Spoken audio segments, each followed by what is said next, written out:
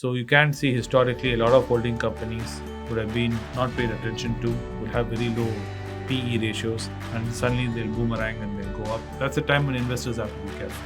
Because when it does happen, there will definitely be a price correction in the Berkshire Hathaway stock. Definitely, 100%.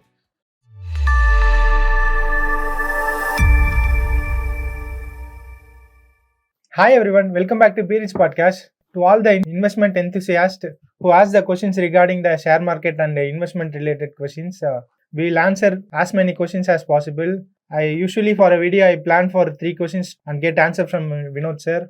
But due to time constraint, if a particular question is explained in a detailed way, that video gets prolonged and I have to postpone the next question to another video. So those who posted questions and their questions are not being answered, keep waiting and it will be answered in the upcoming video. So for today, I have planned 2 questions. The first question is, in holding company, what we should look, whether PE or P by E. Holding company usually has large amount of debts.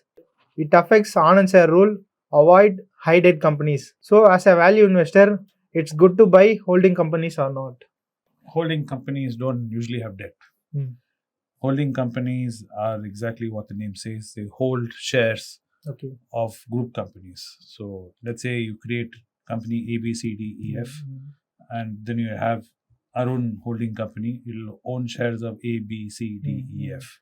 That's all it does. So you have one way of owning all of it. So instead of having each share in your name and getting into a lot of issues, those holding companies were created to leverage Indian taxation, Indian company laws, such that you can hold more of your company's control in your hand through different methodology. So a holding company does not need to have debt. If it has debt, it would have been taken against the shares it's holding because it doesn't do anything else. They don't do any manufacturing. They don't have any business. They don't have any business model.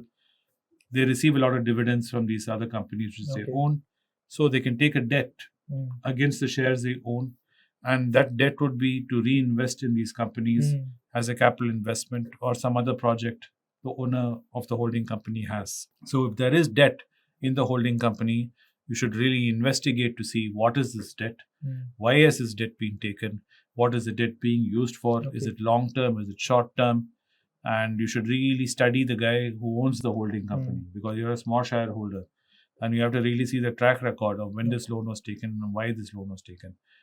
So if there is debt in a holding company, it should be analyzed very carefully because there shouldn't be debt. There's no reason for the debt. And as far as analysis is concerned of a holding company, again, you have to look for price to equity ratio only because that gives you if the company is shared priced fairly or not. If it's a fair price. You cannot do PB on that because it's holding shares. PB doesn't make sense. You're better off analyzing the price to earnings. And if the price to earnings is below 15, then it should be a value buy. If it is above 15, then it's starting to get expensive.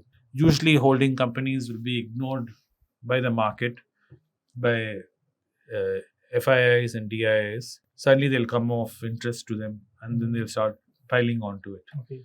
So you can see historically a lot of holding companies would have been not paid attention to, will have very low PE ratios, and suddenly they'll boomerang and they'll go up.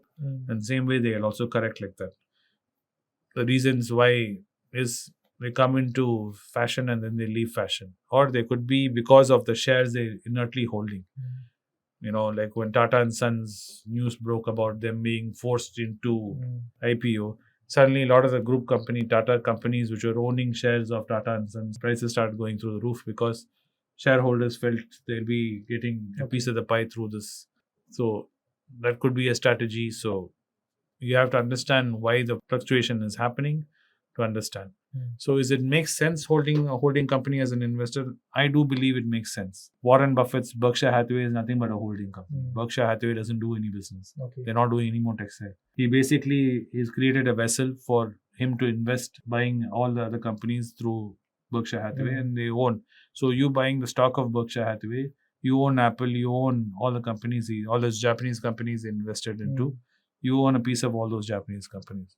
So it does make investment strategy, yes, as an investor, to a small investor with limited funds, it makes sense buying holding companies, but do study it and do understand the reason why Berkshire Hathaway is trading at the price it's trading is because Warren Buffett is running it.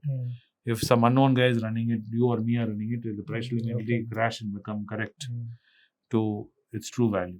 It is the highest priced stocks, priced over $6 lakh. Correct, because of Warren Buffett. So the big question will be when the day Warren Buffett is not around. Now we live in a world without Charlie Munger. A day will come, hopefully very far away, when Warren Buffett is not around. Then it will be curious to see what investors feel the true value of Berkshire Hathaway is. We'll have to wait and watch. Can it happen like Steve Jobs and Apple and Berkshire Hathaway and Warren Buffett? It's very possible. Because with Steve Jobs, he was the guy who was the cradle of Apple.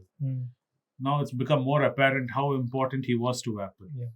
We all thought Apple could survive without Steve Jobs. Particularly, innovation has decreased in Apple. Correct. Apple is not able to do it now. The latest news broke that they're going around crawling to companies now like Deloitte and SAP saying use Vision Pro goggles in your office. Previously, they were not used to saying that. They just show the product and consumers would go flocking. Now people are hesitating buying Apple. Even Apple iPhone.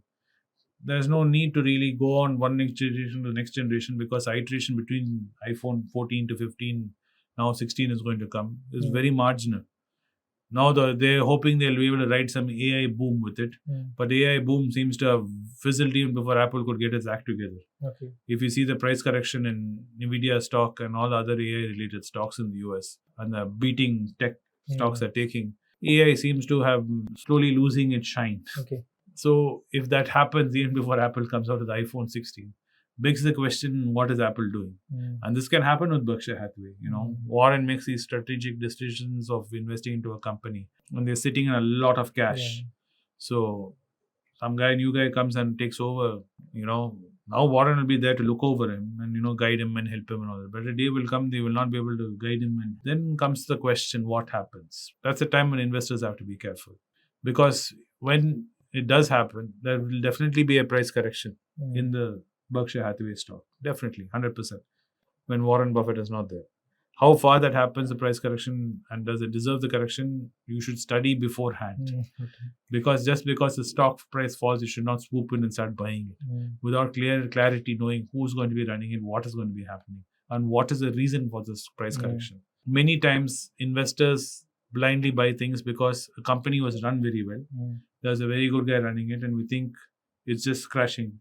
This happened during the Satyam crash. A lot of investors flocked and started buying Satyam shares just because it was crashing, not realizing there's really a reason behind that crash. And it's a very sound reason for that crash. Of course, Tech Mahindra had merged with it backdoor and, a lot of people were saved from it. But it would have been quite disastrous. So when you do see corrections in the market, be careful. And this is true for holding companies too. And holding companies sell and buy their holdings every year. So you might have, let's say, like Warren Buffett decides to sell the shares. He doesn't need your permission. Same way, a holding company in India, you buy a Tata holding company or a Birla holding company or a Godrej or whatever you're buying. The board decides, majority of them decide to sell a holding. You can't do anything about it.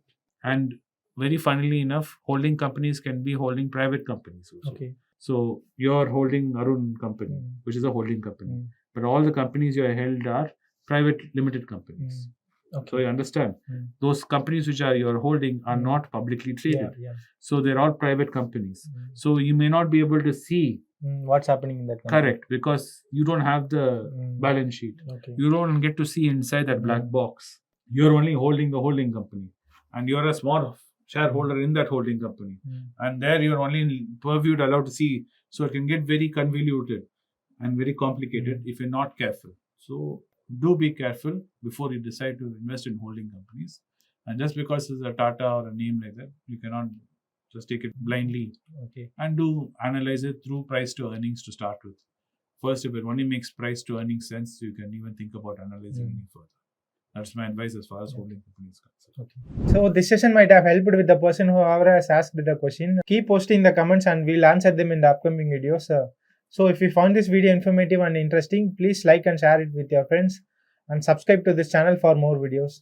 Thanks for watching the video. Thank you.